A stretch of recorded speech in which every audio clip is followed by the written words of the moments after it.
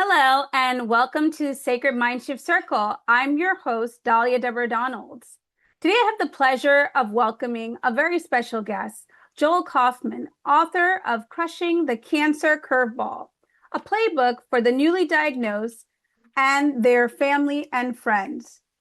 Joelle's story is one of resilience, courage, and learning how to navigate life when something completely unexpected changes the course of your journey. Cancer has been part of Joelle's family story for decades. She experienced her mother's diagnosis as a teenager, supported family members through their own cancer journeys, and ultimately faced her own breast cancer diagnosis in 2023. Rather than allowing cancer to define her story, Joelle began developing a different way of approaching one of life's most frightening curveballs, one rooted in knowledge, self-advocacy, resilience, and finding moments of joy even in the middle of uncertainty. Her book is not simply about cancer. It is about what happens when life throws something at us that we never expected, and how we respond when we find ourselves standing at the intersection of fear, uncertainty, strength, and transformation. Welcome, Joelle. Thanks, Dahlia. It's great to be here. Well, I had heard your story and I thought it was very inspiring because, cancer is something that I think at least everyone can name a person whom they know that has gone through this situation, that has gone through either the pain or the struggles of cancer or the loss of a friend or family member who had cancer. And we also maybe know individuals who have overcome it, right? So I wanted to bring you on because I think that a lot of the things that you mention, at least when you speak about your book, how you went about confronting it, to me, I think was admirable. First, Thank you. before we even begin with the questionings, just tell me a little bit, about yourself. Like, who is Joelle Kaufman outside of being an author, outside of being a cancer survivor? How do you define yourself? What? Who am I? I hope I'm a good friend. I think I've been a good parent. I think I'm a good partner to my husband. I am a proud Jewish Zionist. I am a successful executive building multiple companies as a member of the leadership team in Silicon Valley. We've created over $4 billion of value for employees and shareholders. I've been a coach to hundreds of people. And interestingly, my early cancer journeys shaped a lot of how I kind of approach life, how I approach leadership. And then when unfortunately I faced cancer, I was able to use those well honed practices and philosophies to make my cancer year unwelcome, but ultimately one of the happiest years of my life. And so tell me a little bit first about your journey with cancer when you started. You were very young. Well, I think that's young to hear about, your mom being diagnosed with cancer. Tell me about that whole experience. Sure. How did you feel? How did that come about? So let me describe my mom. My mom at the time was 36 years old, in phenomenal shape. She had quit smoking when she got pregnant with me, so 14 years earlier. She was a champion in tennis leagues, just unbelievable. And everyone's favorite mom. She was the Girl Scout leader. She was the softball coach, the soccer coach, the carpool driver. She's just an amazing, very present, very active mom, and overwhelmingly a happy and healthy human. So that Sunday night, my parents brought my sister and I into our formal living room because we had a center hall colonial and there's a room we never used. It's the formal living room.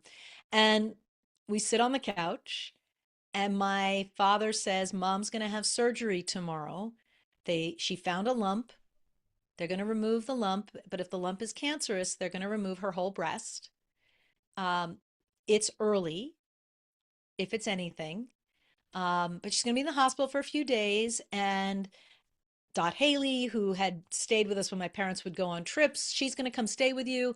And grandma and grandpa are coming up from Florida, so they'll be here soon. Dahlia, whenever you hear it's cancer or it might be cancer, it's a moment where the universe stops. Right? It just stops. It kind of goes off kilter. You want to say, like, I didn't hear that right.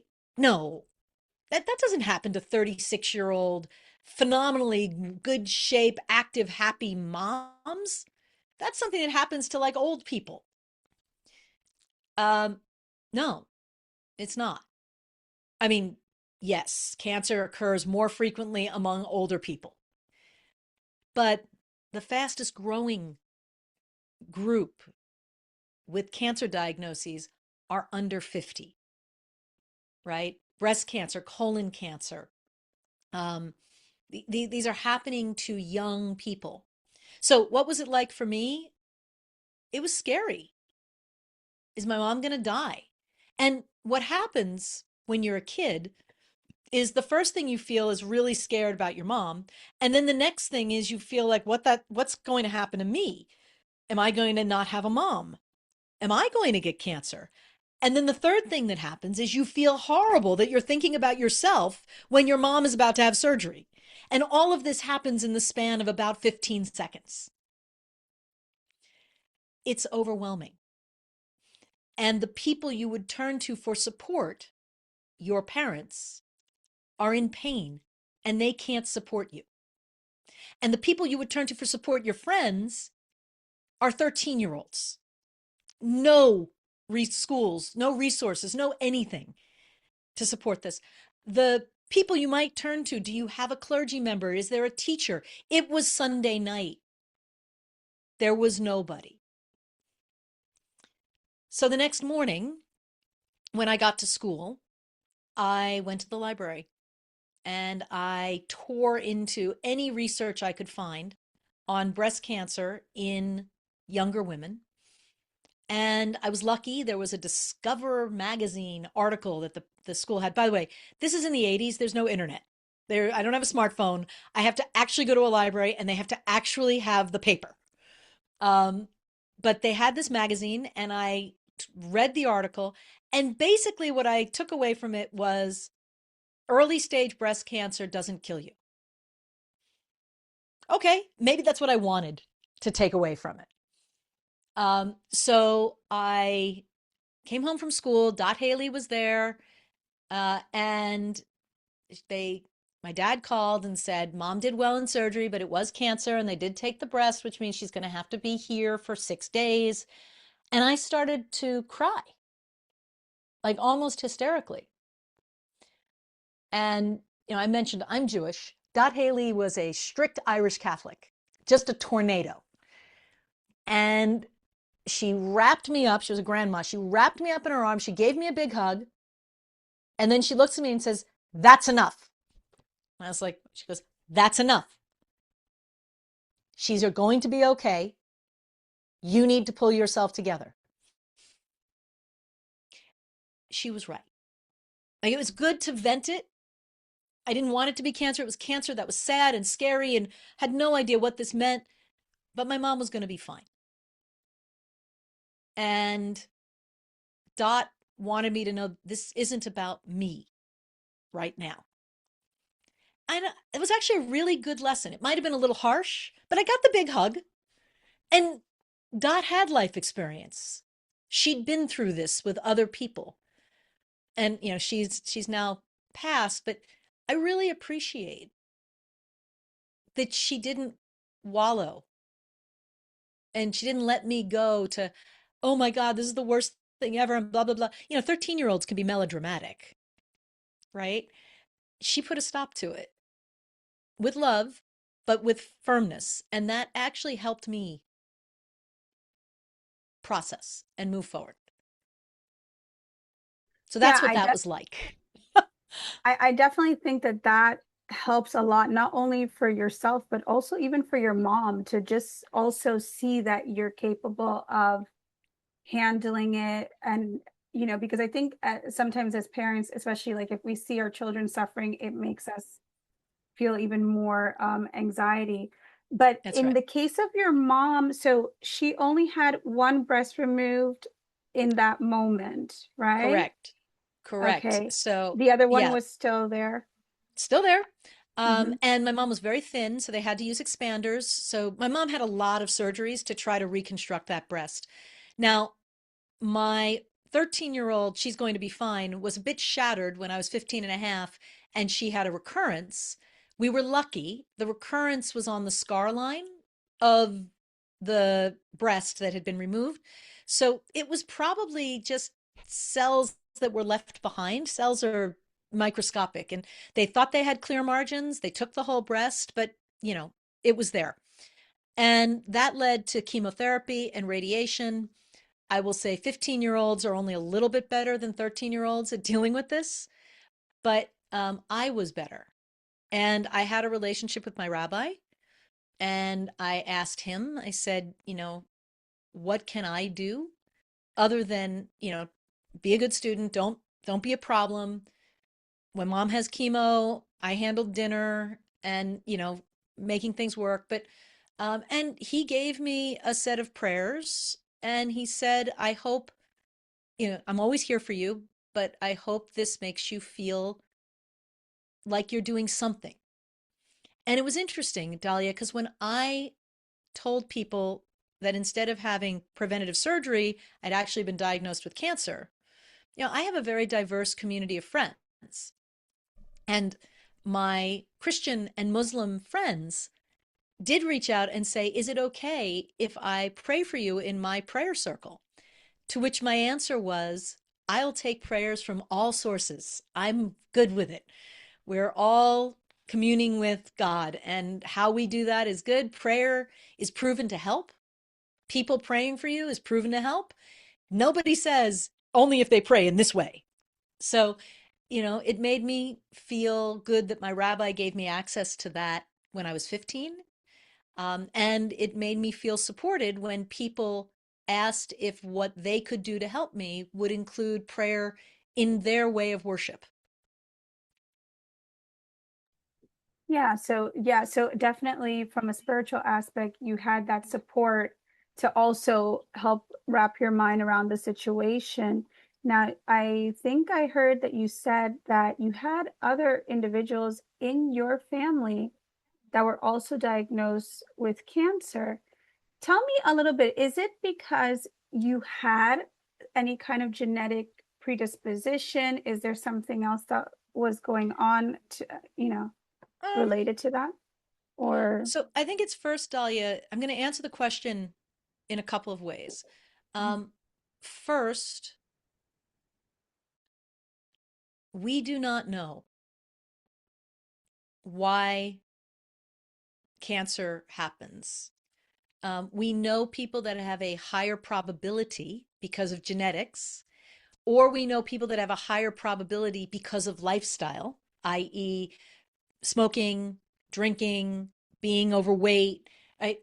But there are people who smoke, drink, and are heavy that never get cancer. And there are people like my mother who do. Now, it turns out my mother's cancer, my sister's cancer, my cancer are all because we share a genetic mutation that has an 80% lifetime probability of breast cancer. But that means 20% of people with that mutation don't get it. We happen to get it. So science still hasn't figured out what's the trigger that puts you in the 80 versus the 20, but we do have that. The other members of my family, my grandmother's first cancer was cervical cancer.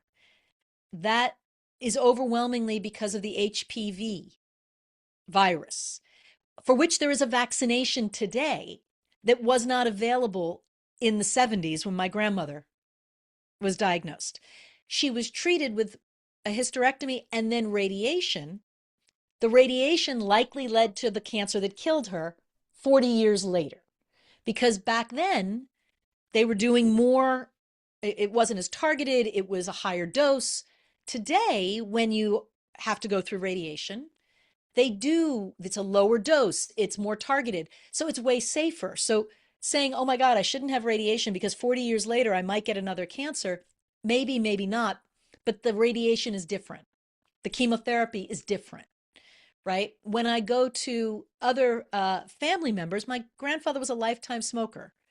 He developed lung cancer in his late 70s. Not surprising, but happened. Um, my grandmother, who bless her heart, bless her memory for may her memory be for a blessing, she was 99 years old and she developed some sort of abdominal cancer. We don't even know what it was. She wouldn't have survived the surgery. She chose hospice. I want a death like my grandmother Esther, where she got to say goodbye to everybody, and 5 days later, in no pain, passed peacefully. Right? That's a beautiful life, a beautiful death. So they all had different reasons, and there's other family members who have a different genetic predisposition. We just happen to be one of those families that has a lot of this. We don't have a lot of other things. And when you've seen cancer, you never welcome it, but when you hear it, it's actually less scary the second, third, whatever, because you're like, ugh, this again. I know what I have to do to this again. But here's the thing: one out of every two Americans will be diagnosed with cancer in their lifetime. 50%. 50% of them, it will be late stage and it will be life threatening. But the other 50% will be early stage and it will be treatable. And if we could move that line, instead of it being 50-50, but made it 80% early and 20% late, think of how many lives would be saved, because we mostly are successful treating early stage cancers. And my family, with a couple of exceptions, we've had 12 diagnoses, only 3 deaths: a 79-year-old, a 99-year-old, and a 69-year-old. The 69 should have been alive. Like, there's a whole story there about misdiagnosis and what have you. But, you know, I think our odds have been pretty good. Yeah, I mean, I definitely know that, as you said, I was just reflecting on when you were speaking about your grandmother, and my grandmother also died from pancreatic cancer. My dad died from colon cancer, and I I'm just recently sorry. lost a friend, um, and she also had breast cancer, and it is an experience that, like, you know, as she was healing, she was doing better. I think she was very motivated in the in the beginning, especially when she saw it return. She had already dealt with it. But the difference, I think, with your story, I think, versus like some other people, is that I feel that sometimes it is hard for some people to keep getting back up, to keep It is. feeling that they can combat it. And I think that that's where, in the case of my friend, I think she kind of started, she was older as well, she started to, I think, lose a little bit of hope. Tell me now a little bit about what makes you so, in my opinion, resilient. Tell me a bit about your story, your diagnosis, Sure. and everything surrounding that. Sure. Um, and let me say, first off, I'm so sorry for your losses. In the Black community, the results are not as good as they are in the white community, and we have to fix that. We need earlier screening. We need people talking about their family history. It can't be a mystery what grandma died from. People need to know. I mean, in my family, we talked. I mean, first off, my sister was diagnosed with breast cancer when I was pregnant with my second child and went through chemo while right after he was born.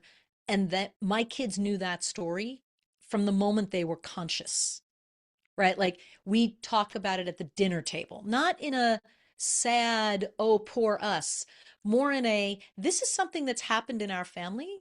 This is something you should be aware of because this happens and you don't get a choice. I like to say you don't get to pick the pitch. You choose the swing.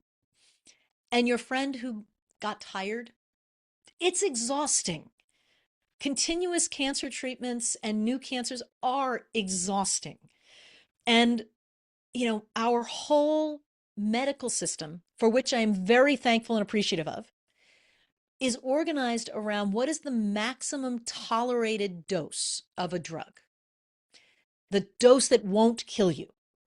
That isn't the minimum effective dose. In fact, there's almost no research.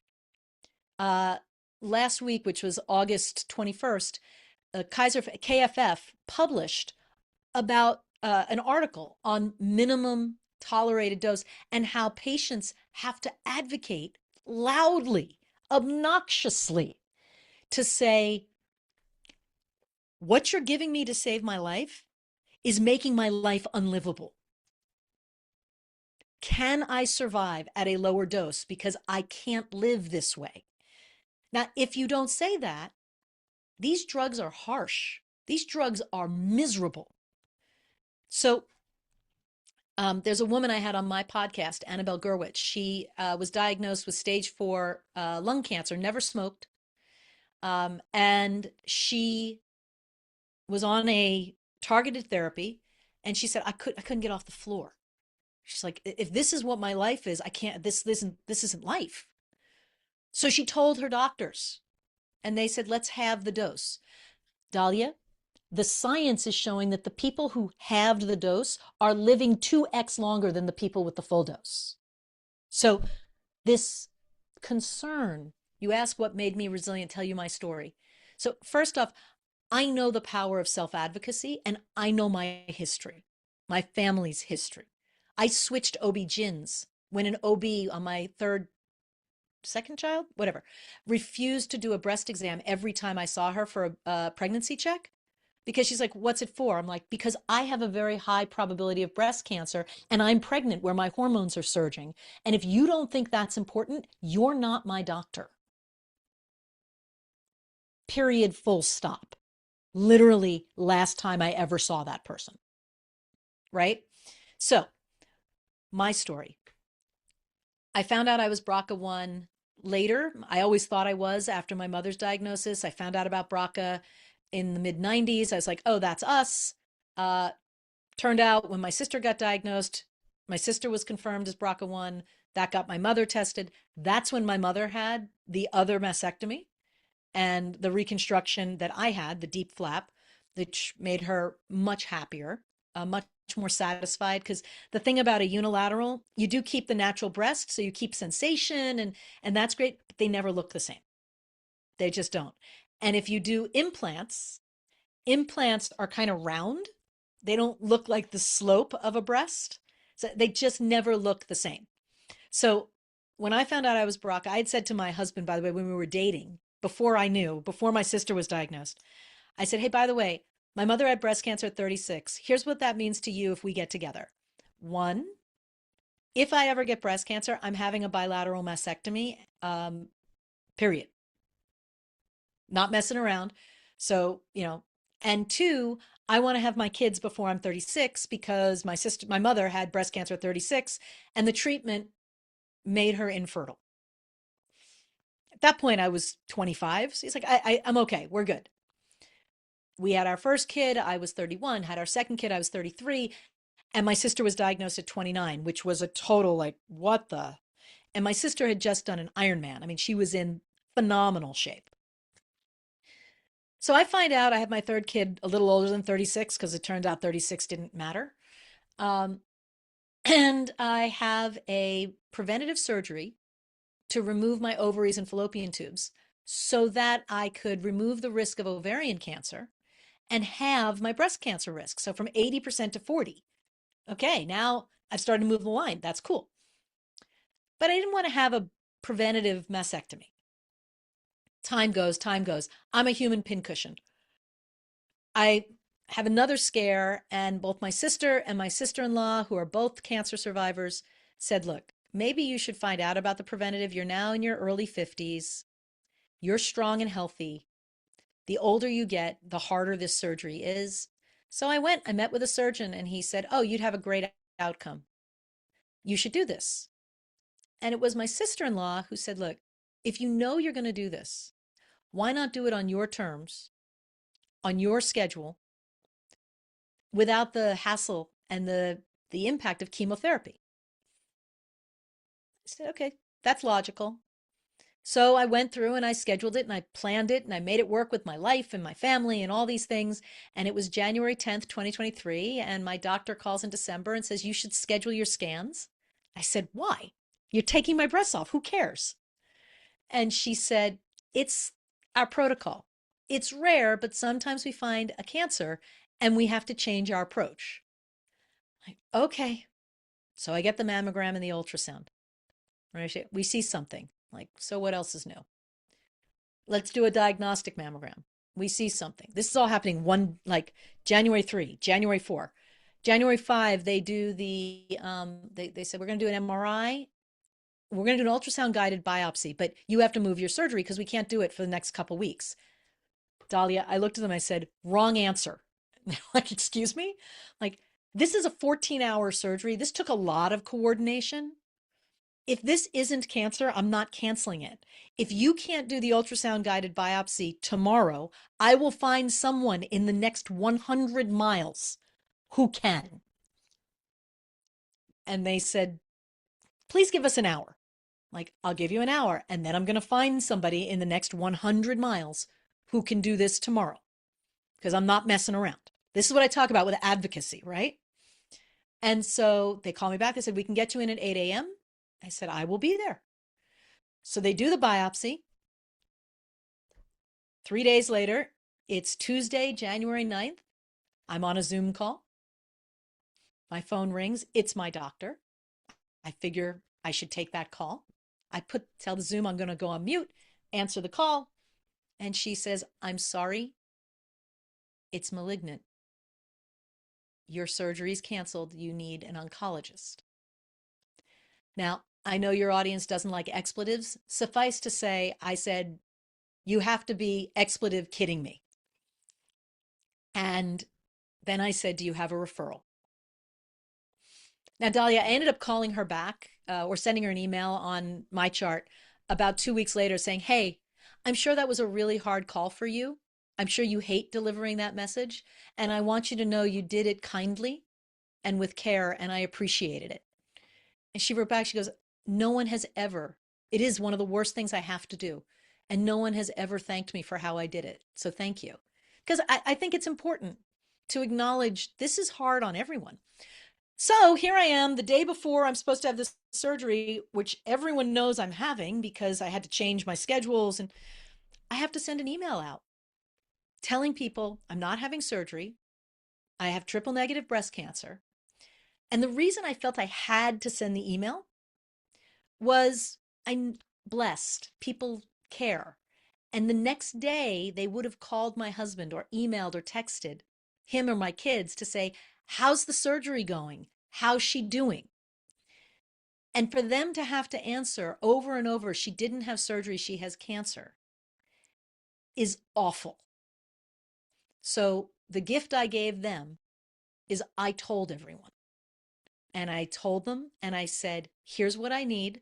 I need an oncologist. I need you not to ask my husband and my kids how I'm doing. I need you to try to keep their lives normal and mine. And I'm going to post what's going on Caring Bridge. And you can catch up on what's going on anytime you want. But you don't have to only talk about cancer with me. In fact, I'd prefer you don't. I prefer you talk about your job, your kids, your life, your husband, your wife, don't care, your dog, anything that can take me out of cancer land for a few moments is a good thing. And I do not need you to send me Google links. I am well aware of what this is. I have a support group I am related to. And my ask is for a referral to an oncologist that you know. And it turned out my doctors and that email all led me to the same oncologist. And the rest is history. One of the things that you keep reinforcing is the importance of having that support group. A lot of times and I've just seen this like basically in forums where sometimes it could be about anything. I've seen people be afraid to ask their doctor to, try again, let's come to another conclusion, or just, give their opinion or keep a strong stance when sometimes they are given choices that they're uncomfortable with. Do you think that having your husband, or it is important to have people around you that when you're not well to be able to do that Oh, for yeah. you or with you? Yeah. I mean, so there's two pieces to that question: advocacy and support. So let's start with support. There are a lot of reasons people give me to not tell people they're dealing with cancer. Some of them are, well, they're all valid because it's what you feel. But, there is evidence for some people that when they tell their employer they have cancer, they get sidelined. People have been fired. People should know that's illegal. Like they cannot fire you. You're a protected class, and you should find a lawyer if someone is firing you after you tell them you have cancer. Um, but getting sidelined, again, I had to tell people, don't. If I can't handle something, I can tell you that. Don't protect me.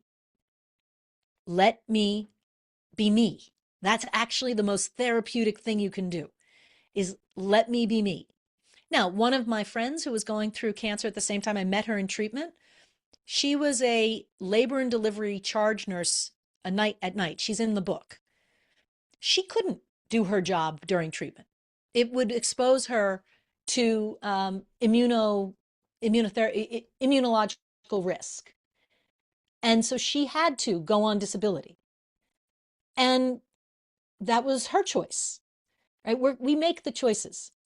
So, but the other reasons people don't tell people is they say, I don't want to be a burden. So if nobody, if the only thing people get from my being with your sacred community, may it be this: it is a gift to be able to support another human being. Many of us seek the opportunity to serve by giving a moment of support to another human being. It brings us joy. It brings us purpose.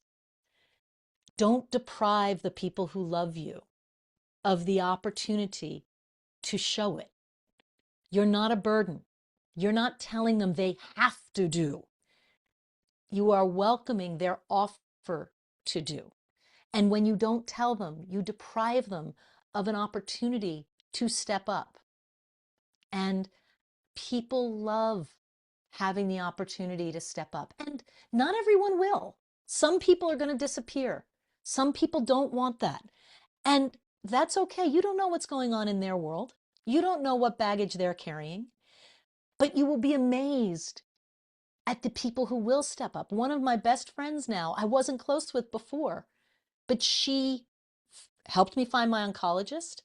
And when I said, hey, my husband's got to go on a business trip for 10 days, and I really don't want my daughter, who was 15, to be the first line support if I have trouble. And she said, I'll be on a plane. I'm coming. I'm like, for 10 days? She goes, yep, I'm coming. I can work from anywhere.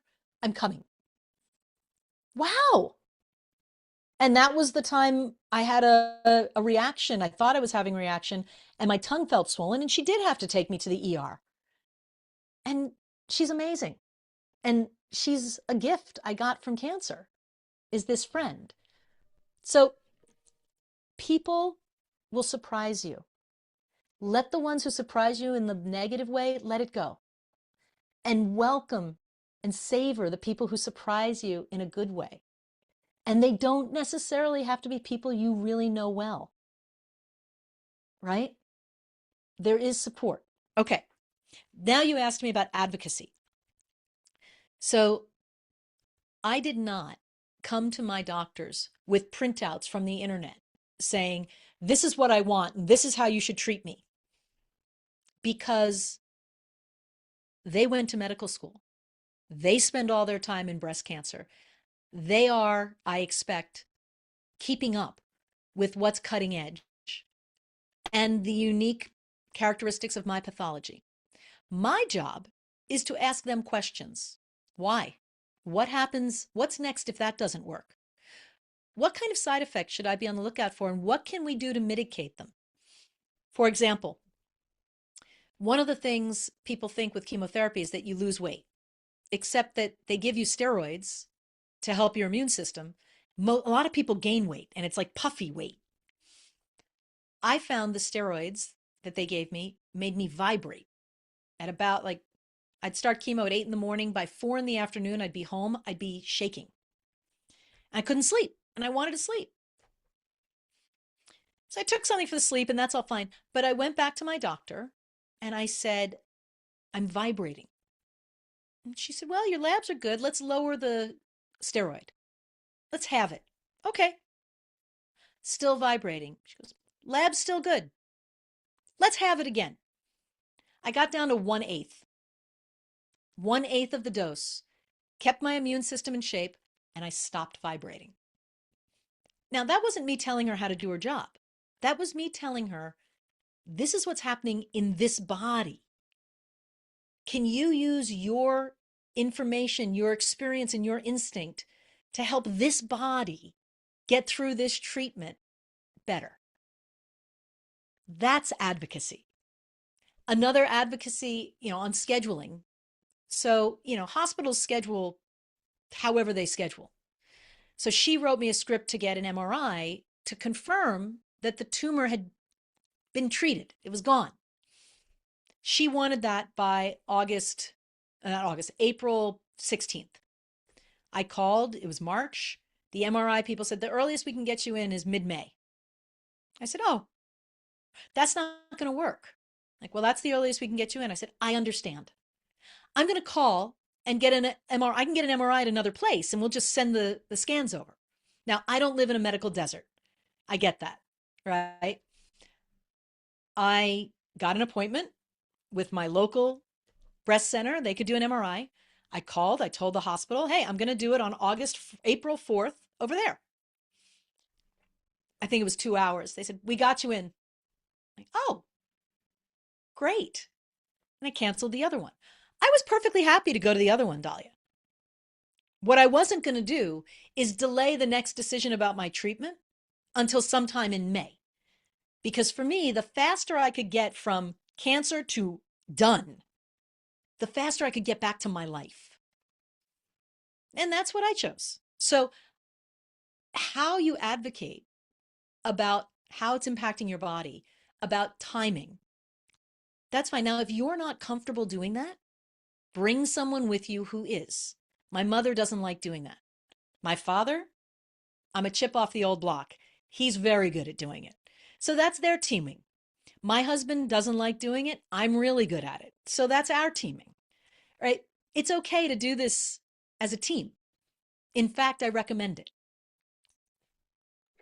One of the things you just said, and I heard you speak on this, is also how you explained, what you're doing is you're bringing the questions related to your own body. And I think you also mentioned that cancer is something that is very individual, correct? So your cancer is individual. It has a unique pathology, and the way your body will respond to treatment is unique because your body is a unique organism. So, science is based on statistics and studies of populations, and that's great. You can't really do research on, Joelle's body or Dahlia's body. But when you're going through treatment, you're in it. You're the research subject. I would keep track of everything that was happening with my body and things I ate and exercise. And I made it a Google Sheet. It's actually on joellekaufman.com under resources for other people to use because I couldn't remember it 3 weeks later. But I'd share that sheet with my doctors, with my team, and they saw the side effects and the patterns, and they knew what they were looking at. And that was great. They loved it, and I loved it. It was easy. When we changed different medications because they weren't working for my GI tract. Okay, great. I exercised. And by the way, Second thing I would like everyone who's listening to know, exercise improves your response to treatment and reduces your risk of recurrence more than any drug.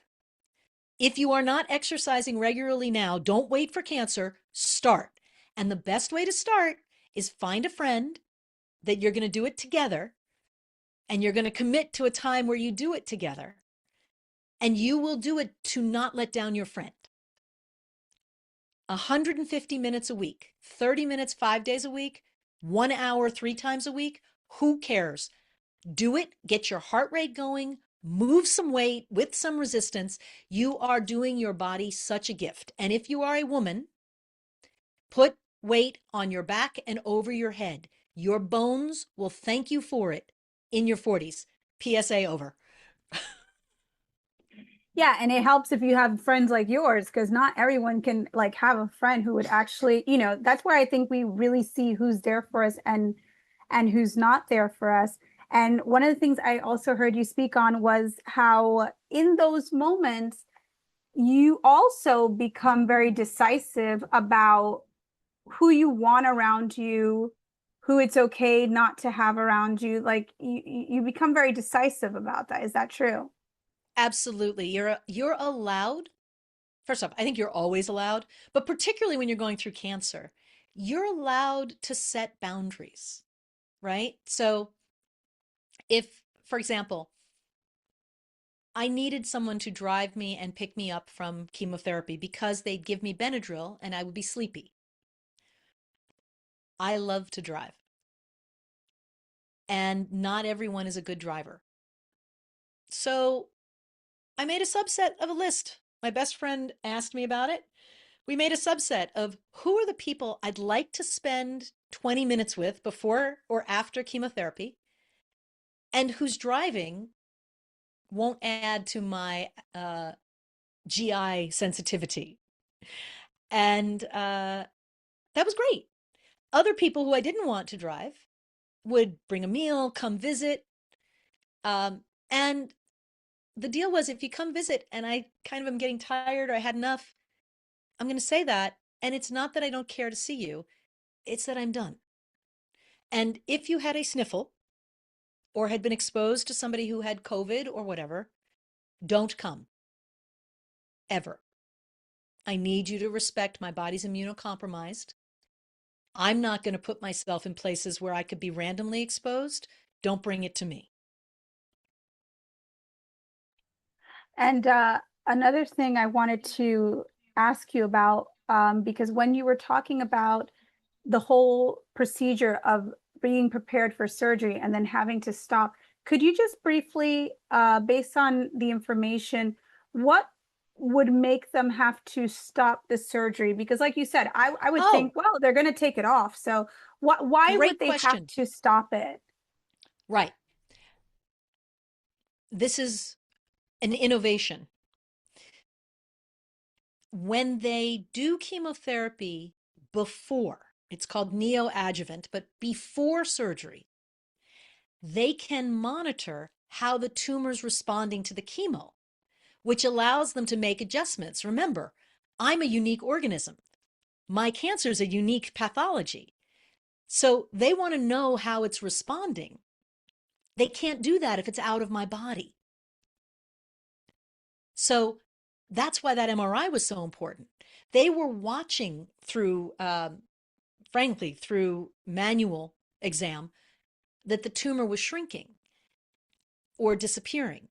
And then through scanning, mammogram, ultrasound, MRI, whatever it is, they could see it and confirm it. Then they did a fine needle aspiration under ultrasound where they did another biopsy to make sure. And if the chemo had not worked, they had another chemo that they were going to do. But because I didn't have the surgery, they started with a less toxic chemotherapy that, if it worked, was less difficult for my body. And if it didn't work, we could do a more toxic one. And if that didn't work, they had another option, right? So they were going through the options and keeping their ability to monitor way high. I'm very thankful.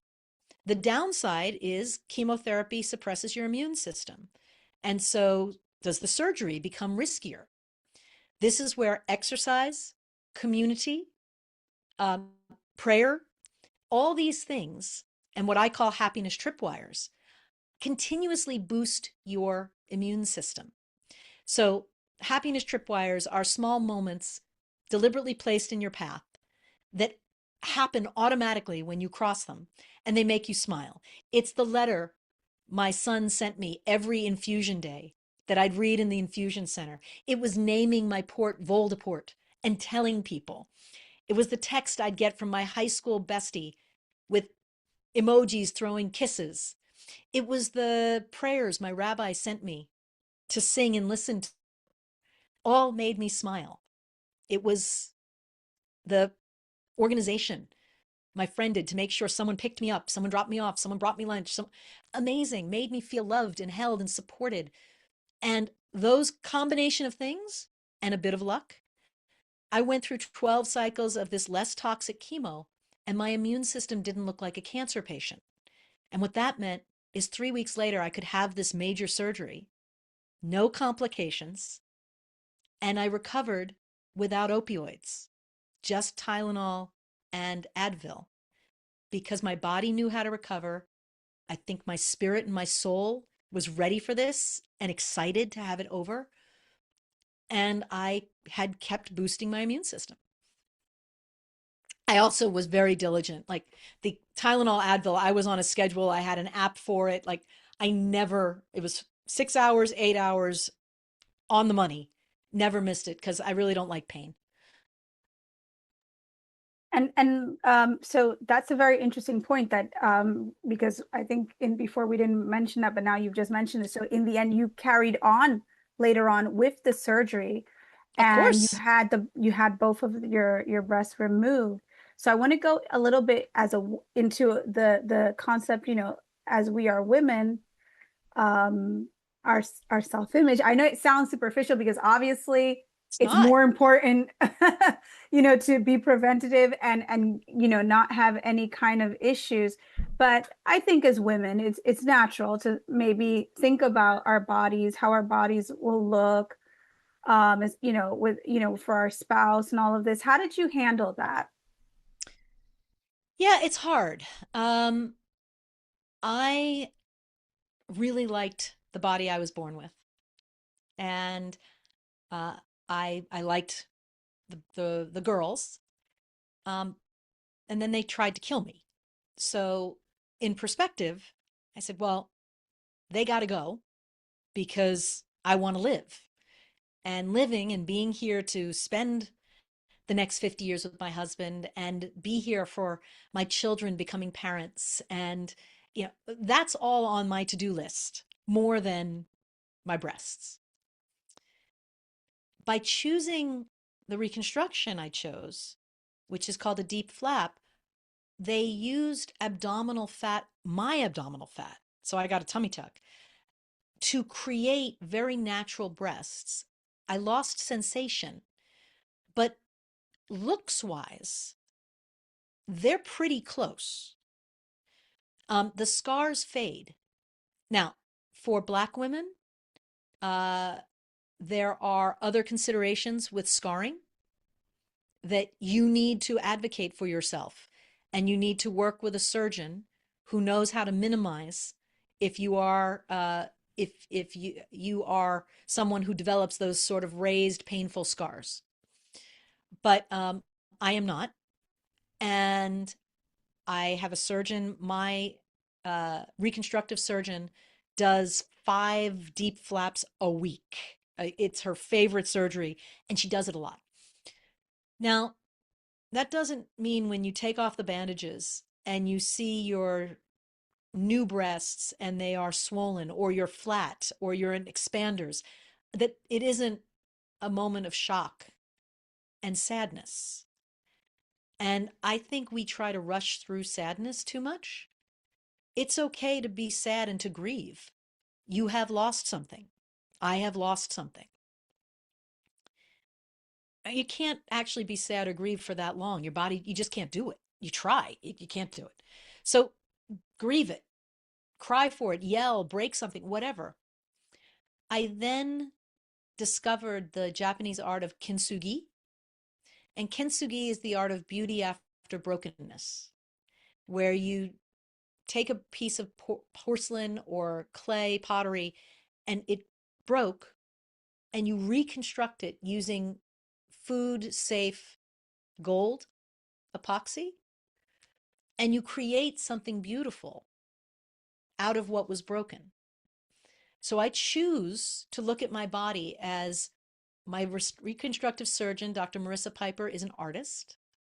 I was her canvas. My breasts are her kintsugi.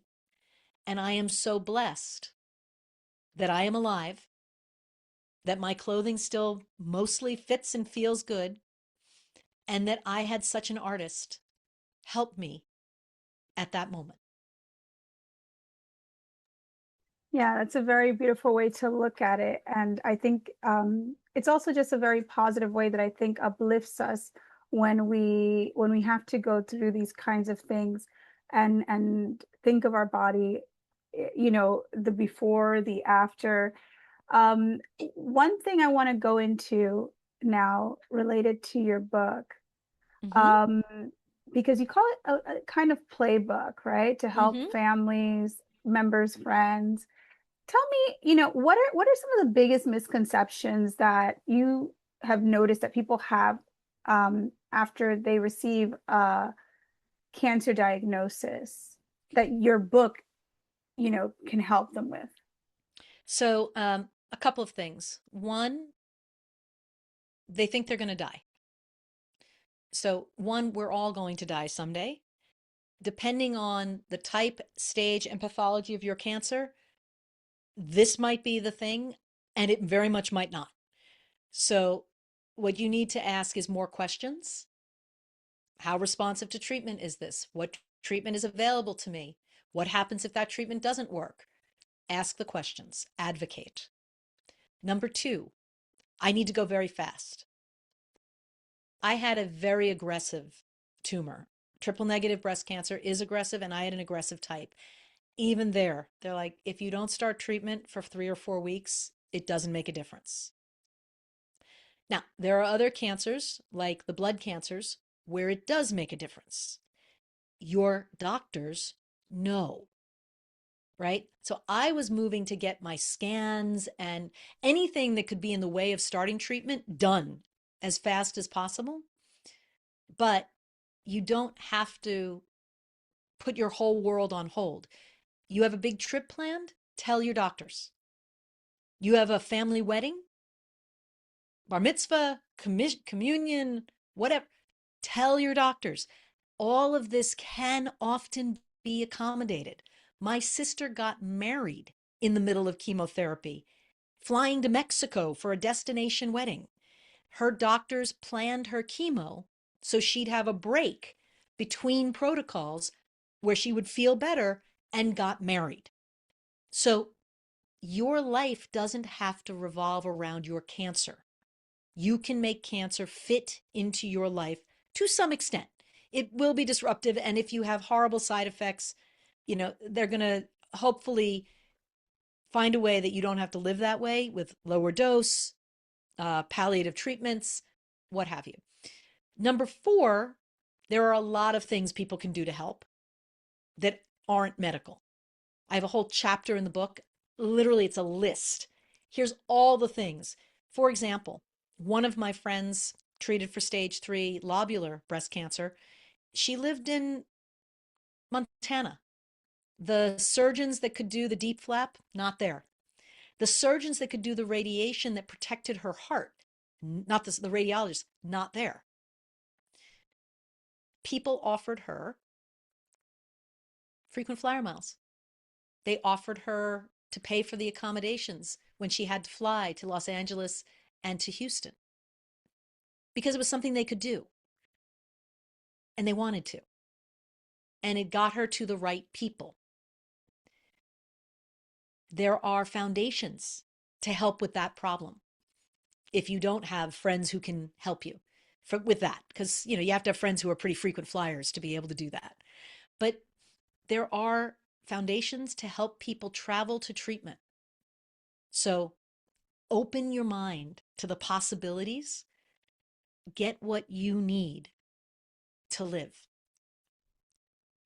The thing about the playbook is that if you've gone through it one time, but God willing, you haven't. Well, why do you have to learn everything the first time? Why not take advantage of the experience of someone like me who been through it a lot? I can't promise you your experience will be anything like mine, but there is a pattern to how the cancer journey unfolds, and I can make it less surprising. What would you say to a person who is dealing with recurrent, you know, how should I say, A recurrence. yeah, recurrences, maybe not very frequently, obviously, because I think sometimes years can pass and, but what would you say to them to kind of help boost their mindset, to boost their positivity? Well, first off, I'd say they do not owe positivity to anyone. If they want to be angry, be angry. They want to uh, be resentful. It is unfair. They're right. They drew a short straw. So I don't want to make the cancer patient carry any burden to make the rest of us feel better. He or she does not have to. However, the rest of us need to send moments of happiness to this person. And that could be, Dahlia, I remember when you first reached out to me, and I remembered how your smile made me feel welcome. And you just have that kind of a smile. And hopefully, when I say that, you feel something about yourself, a moment of happiness, right? A picture, a song, a memory. I'm just going to send you things that tell you why I treasure you.